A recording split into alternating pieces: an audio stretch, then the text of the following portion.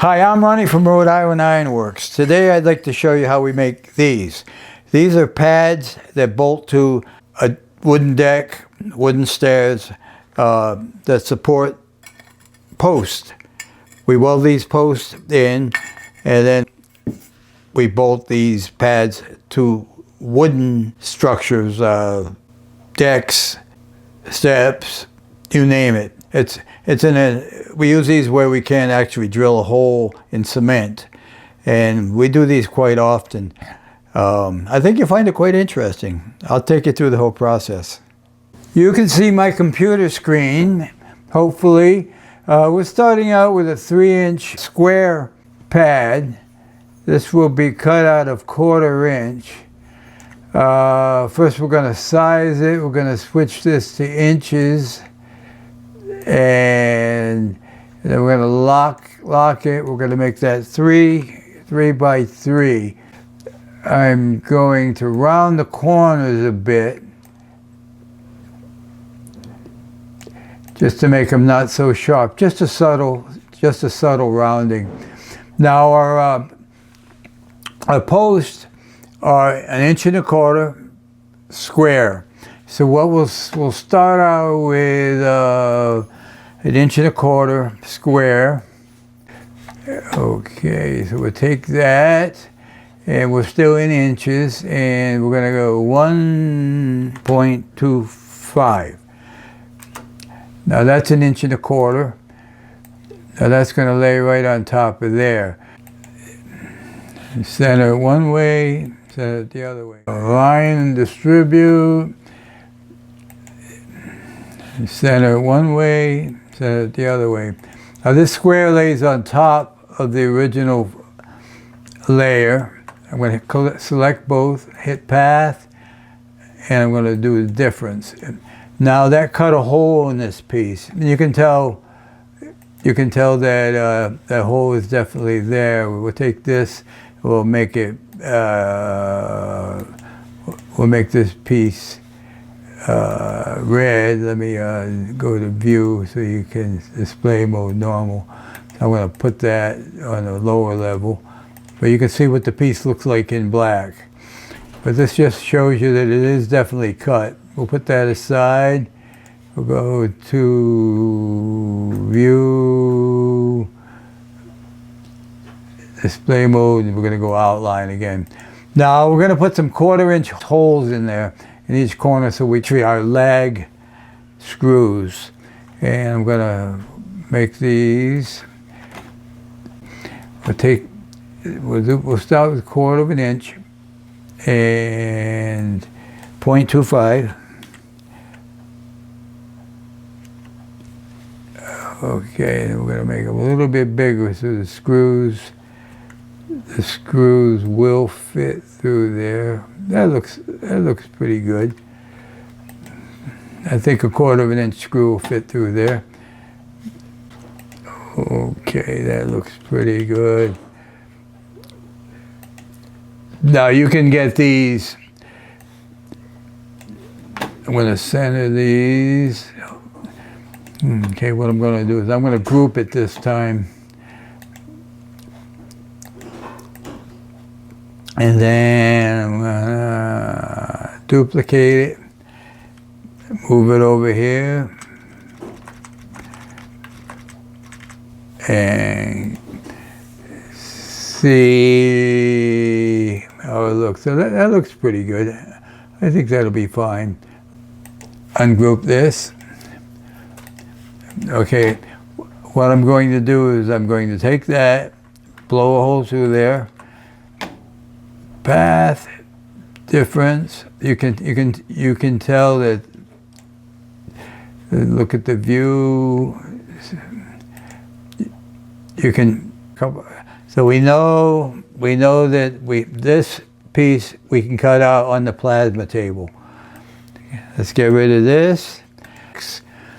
So I'm saving it as an SVG file, which means we can. Which means the SVG file, our cutting software, can trace that line and cut it. I use Sheet Cam, very easy to use. Okay, I'm going to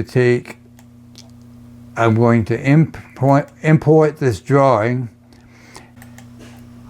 Okay, there's your pad right there.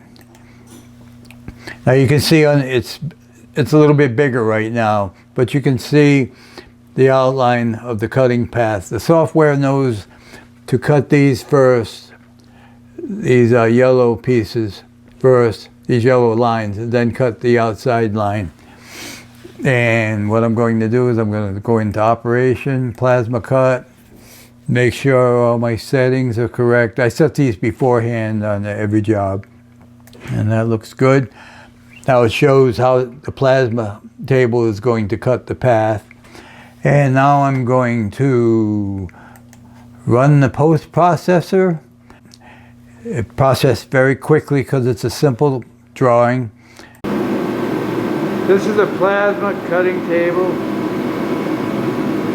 This will cut up to 1.25 inch thick steel. Very handy in this business.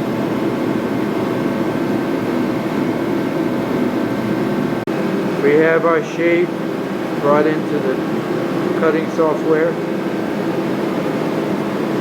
Basically a tab for the rear mounting point of railing in Dayville, Connecticut. We're going to go ahead and cut this tab.